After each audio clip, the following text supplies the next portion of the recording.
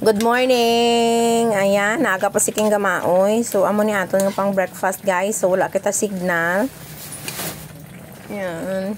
So, nagpakulo ako ng tubig. Nilagyan ko ng ahos. Tapos, saluyot at saka patani. Ayan. Oh. Ba, persado ba? Tumba ni King ba? And then, ito yung mga gulay-gulay ko, guys. Tapos si Daddy gapili ito sang malong, guys. Amo siyang final natin karon ni ilakot. Fresh okra ito, fresh talong at saka latoy. Yung partner sa gulay natin, guys, na ganito, ito yon. So ilaga ko lang siya. Lapwahan ba? Saka isawsaw natin sa patis at suka. Merong ginamos. Yan. Pak, diba? Simpleng ulam lang. Mauranon ang tiyempo, mga palangging. Isa ka karaha. Tawaan ko to sa ni mama. Kadang laswa ko karon. Pag ko lang sahugan, guys, para fresh lahat. Masarap yung sabaw nito. Matamis-tamis. Super rinis. Ah. Where's mama galay? Boy signal? Dali lang, tapusin ko lang. Tapusan ito yung balunggay kay papa mo. Ilakot ta. Idugtay ginaubo ako.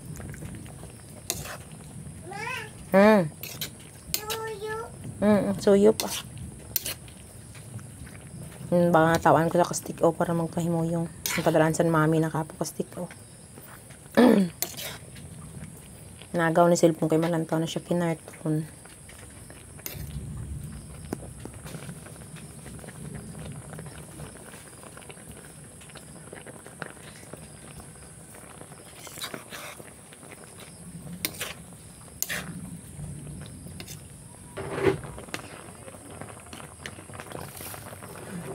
Malunggay. Dapat, guys, may mga gulay tayo everyday.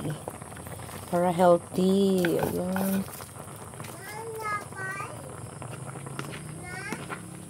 Yan kay papa mo. Ay, stick o pabuol dyan.